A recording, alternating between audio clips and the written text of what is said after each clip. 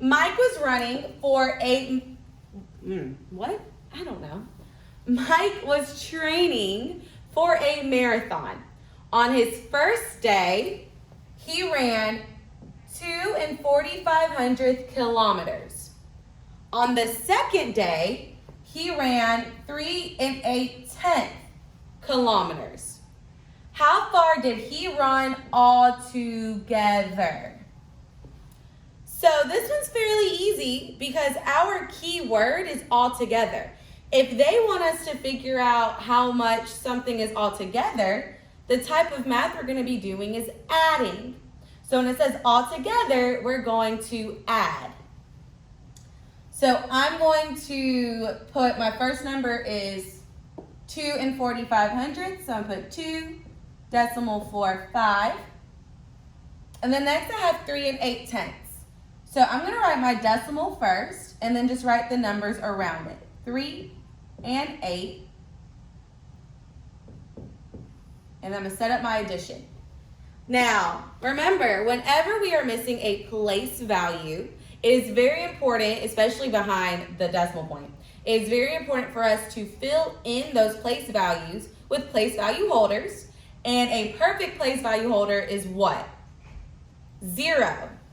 So I'm going to put 0 underneath that 5 because I don't have a number in the hundreds place in 3 8/10. So now I'm going to add. 5 plus 0 is 5. 4 plus 8 is 12. Put my 2. Carry my 1. So I carried my 1. 1 plus 2 is 3. 3 plus 3 is 6.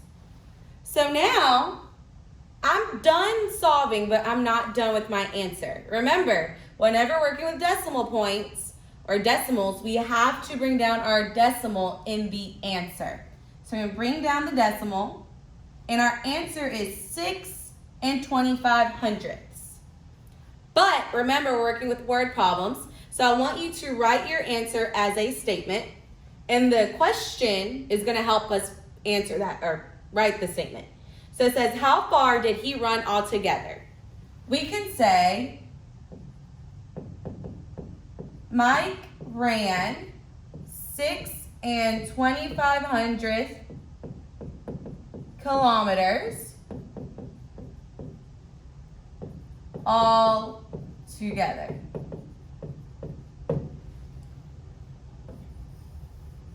And that will be our answer as a statement.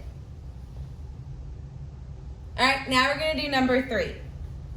Number 3 says, Luke ate a snack with 91 total calories. If the chips he ate were 41.2 calories, how many calories were in, I'm going to underline this. How many calories were in the rest of his snack? So this question is very similar to number 1. They give us the total number of calories, which is 91. And they tell us that he ate some chips that are 41.2 calories. They want us to know, okay, or they want us to find out how many calories were in the rest of the snack that he ate. So since we're starting off with the total, I know that this is subtraction. So I'm actually going to write a note right here that says subtract.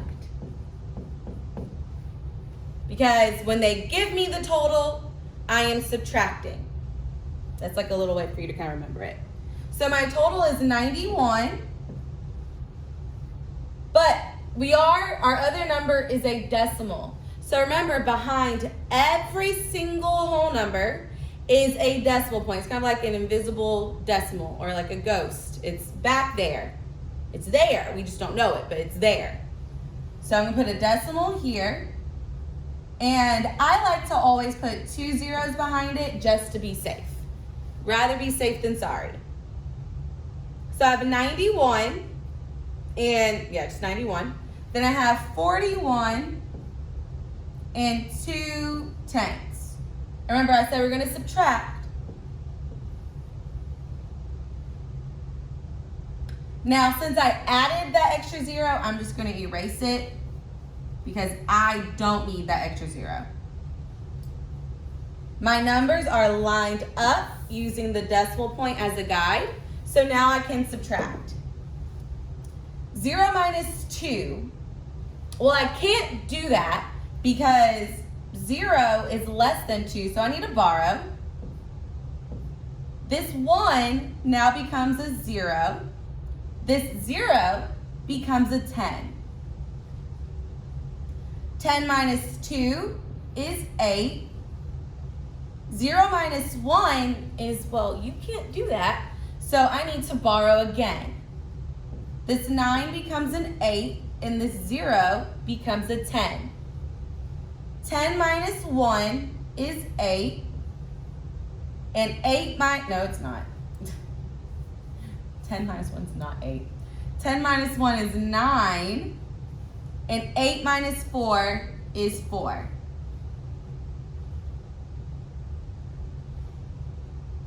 I'm done solving for my answer, but I'm not done with my answer. Remember, you need to bring that decimal point down. And so now I'm done doing the math of it.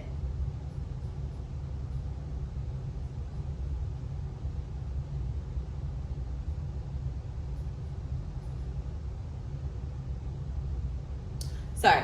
Anyways, so now I'm going to write my answer as a statement. So the question says, how many calories were in the rest of his snack? We can say 49.8 calories were in the rest of his snack. And there is our statement for our answer. All right, so now I'm going to scroll the page up and we're going to do, I think, probably just problems 4 and 5, and then we'll do 6 and 7. Yeah, that's what we're going to do. All right, so number 4 says Paul was making some brownies and cupcakes for his school fundraiser. If the brownies needed 4.8 cups of sugar and the cupcakes needed 5.2 cups, how much sugar would he need altogether? This one's also fairly easy because altogether lets me know that we're adding. If they tell you in a word problem, they want to know how much something was altogether, we're combining both of the totals to get the answer. So we're going to be adding. So I have 4.8 or 4 8/10 plus 5 2/10. This one's going to be fairly easy. Make sure your numbers are lined up by the place value using your decimal as a guide. And now I'm just going to add. 8 plus 2 is 10. Put my 0. Carry my 1. 1 plus 4 is 5. 5 plus 5 is 10. But I'm not done. That decimal is very important because if you don't put a decimal point here, you're saying that 4 8/10 plus 5 2/10 is 100. And that's not the case. So that decimal is very, very important. So I'm going to bring my decimal point down. And our answer is 10. So now I'm going to write this in a statement using the word problem.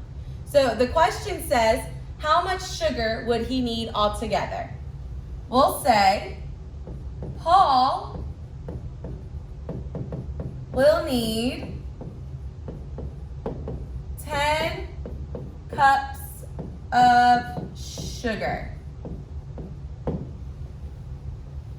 And that's our statement.